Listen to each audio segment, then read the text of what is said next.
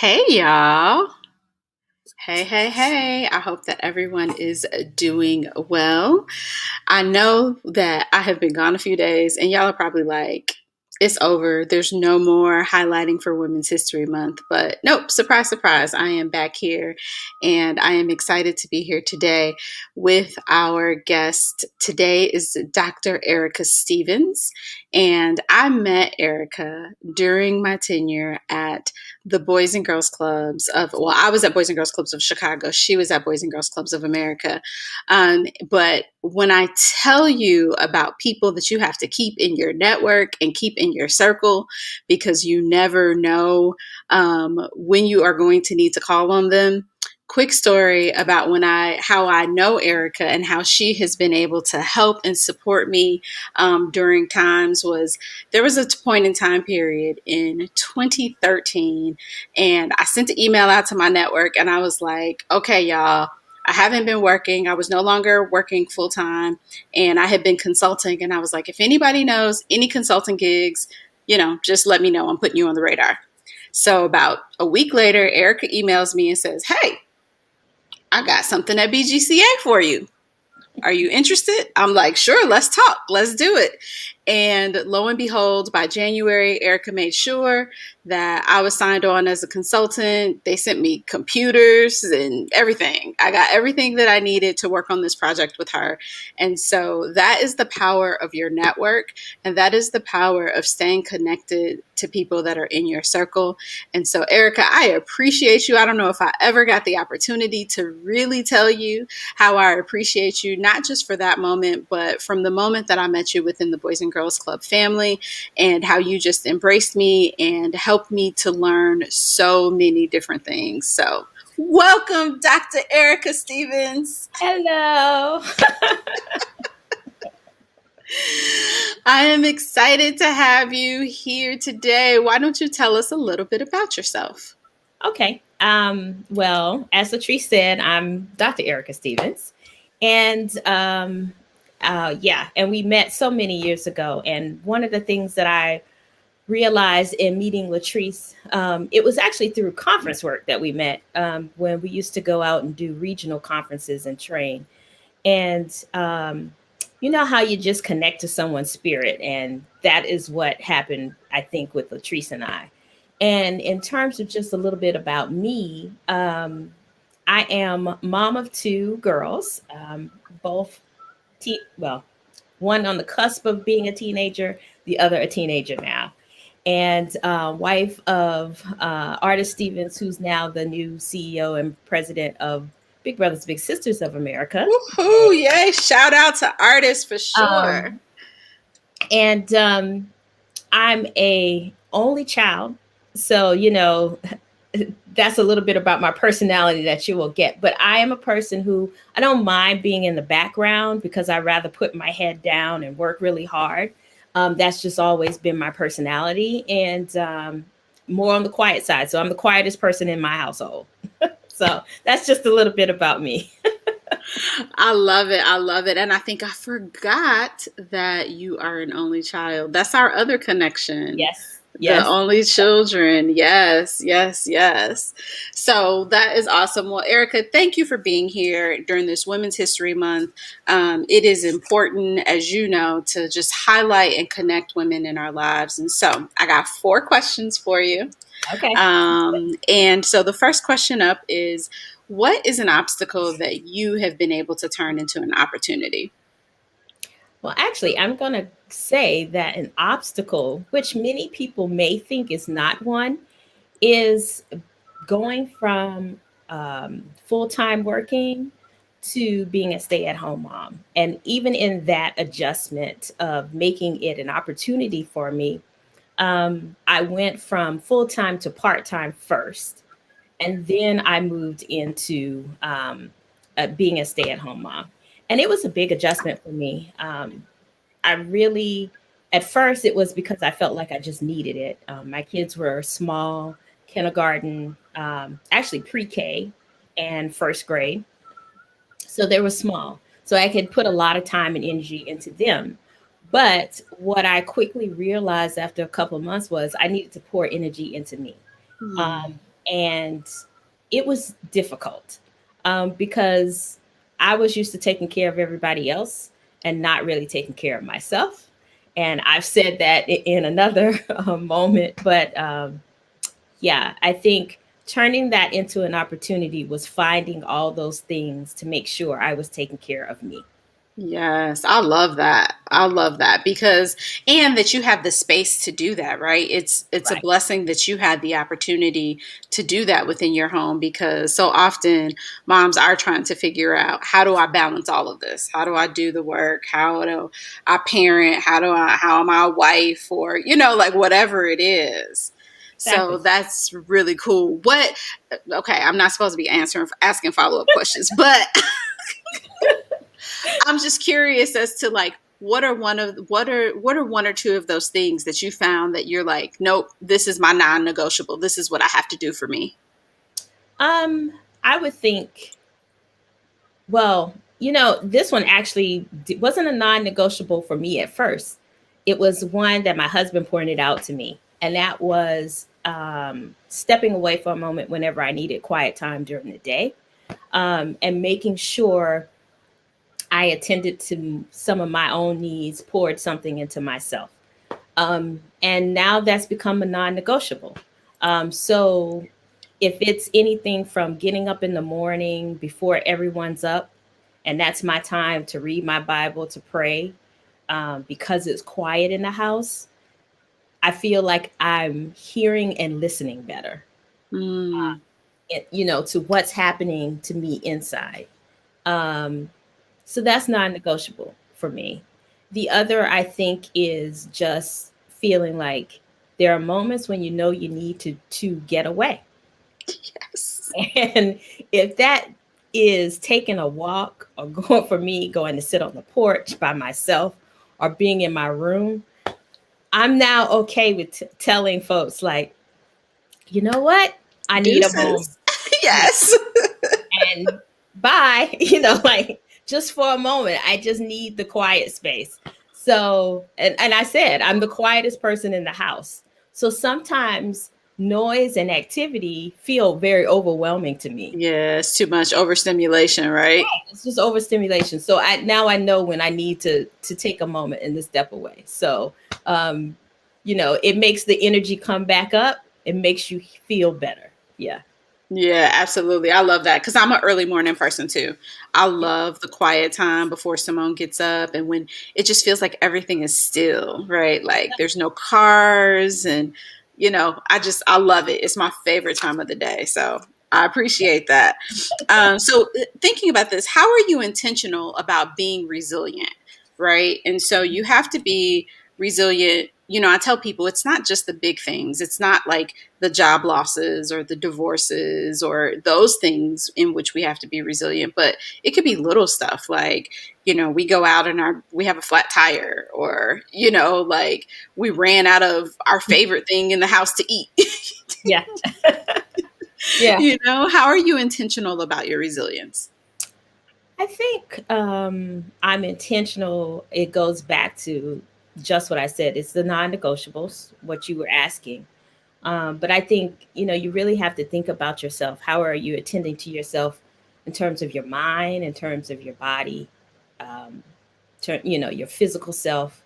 Um, all of those things count. And first and foremost for me is attending to my soul. So that's why those quiet moments are so important to me. I think the body piece, it's everything from going out for a walk to take care of yourself. It's the taking a bath, you know, when it's quiet and have no one interrupt you. I really, since we've been through the pandemic, I've gotten into candles. And I liked candles before, but now I'm like, I really like luxurious candles, candles that Yes. I light one and it'll smell the entire house up, right?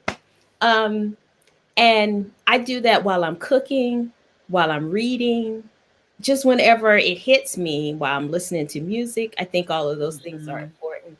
Um, I've even begun to enjoy, it's washing the hair is a great moment to attend to myself. What? Girl, no. I'm like, No way. That's why I got braids right now. I'm like, oh, I can't take doing my hair no right now. So That's he's hilarious. washing his hair, so I mean, it's all those little things and finding that I'm grateful for all of those things, Mm. no matter how big or how small.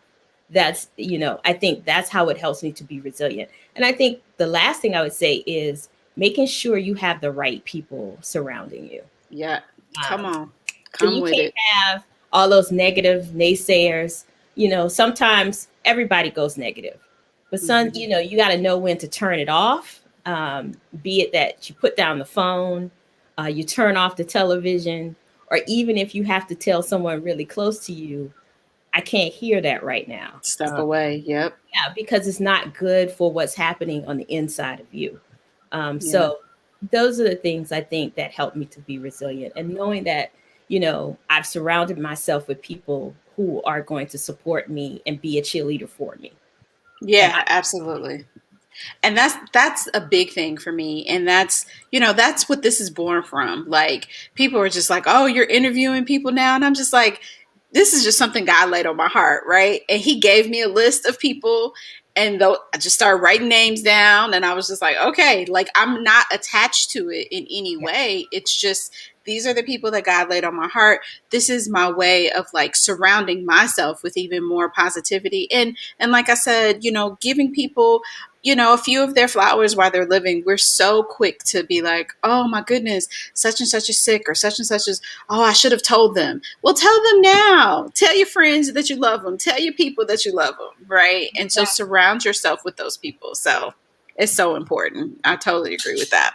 So our third question is, and I already know one of these women because I know how highly you have spoken of this lady.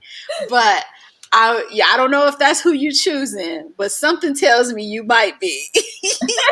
Who is a woman that you admire and why? So the first person, first and foremost, is always my mom. Um, I would have to say I've chosen my mother, one, because in so many ways I've grown to be more like her. Um, and I just love her spirit. She is so resourceful. She's always kind and loving. And one of the things I really have noticed about my mom as I've gotten older is just how loyal she is to her friends, to her family. And she just does little sweet things for people, like cook for them on a Sunday because she's cooking and she just wants to share with other people, right? um, and all of that my mom did while being a single mom. My parents divorced, and she made sure I had the best of everything. She worked a second job. She was a teacher for all of my life and even into my girls' first part of my girls' lives. And she was just always very supportive. So I would always say, like, she fed my dreams um, Hmm. and supported them. And no matter how crazy the dream, she was there for it. And so I appreciate her first and foremost. It's so funny because when you say no matter the crazy the dream, she was there for it. I interviewed Simone's doctor, the OB-GYN that delivered her, and she said the same thing. She Yeah, said her mom, she's like, for her siblings, no matter what it was, her mom was like, okay, like she's along for the ride. yeah, yeah, And that spoke to me so much because, sometimes I'm, no, Simone, don't do this, or do we have to do that, or, whatever. And I have to stop myself and be like, let's go. All right, whatever it is, right? My dining room table looking like, one minute it looks like a design studio, the next minute it looks like a slime studio, the next minute it's a Lego engineering, like. yeah. Right. It's just supporting all of that because you never know what seed is going to then blossom into something, right? So Absolutely. yeah, I just appreciate that. That's how she was.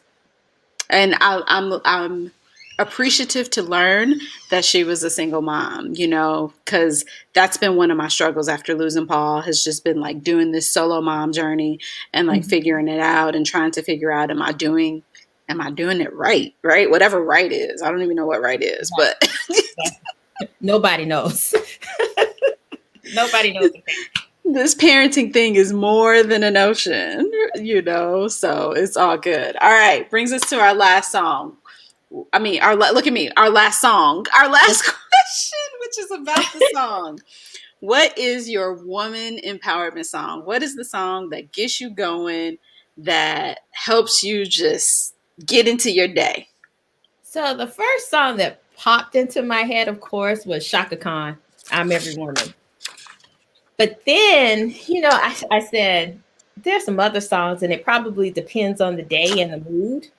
But the other song that immediately popped into my head was Jill Scott, Hate on Me. Ooh, that's a I good love one. and I'm like the quietest person, and probably not that person walking down the street like she is in the video. But Yes, it's something about that song that just gives me energy. I love it. That's a good one. And I don't think we have any Jill Scott on the list yet. So I can't wait to share this list. We're almost towards the end of the month where we'll be sharing this list with everybody. It's Oh, our Spotify Women's History Month list. okay, I'm definitely gonna have that in my Spotify. Yes, yes. I'm so excited to share with everyone. Well, Erica, thank you so much for your time. I appreciate you coming on and just sharing with us, talking about the obstacle you've turned into an opportunity, talking about how you exercise resilience, and of course, talking about your mama. And I knew that was coming. I was just like, oh, Erica is a mama's girl. So I know that is coming. Is there anything else that you would like to share with us before we close out? I just say to women out there, we really do need to take care of ourselves and learn how to love on ourselves. Really, because if we don't, we're no good for anybody else. And a lot of times we'll just do for others without thinking about ourselves, but we really do need to not feel guilty for Yes. those moments of taking care of ourselves. And really, I think I said this to someone before, but I said we need to write down every day one thing that we do for ourselves. It's going to initially be hard, but eventually it gets easier and easier. And don't, like I said, don't feel guilty for just taking a moment to just love on yourself. I love that. So, y'all, that's your homework. Write down at least one thing that you are doing for yourself every single day. So, whether you write that down in a journal, whether you keep it a running tab in your notes on your phone, whatever it is, make sure you do that. And also, just remember that every obstacle can be turned into an opportunity for you to live a greater, fuller life filled with purpose. Thank you all for listening, and I will see you next time. Thank you. Bye.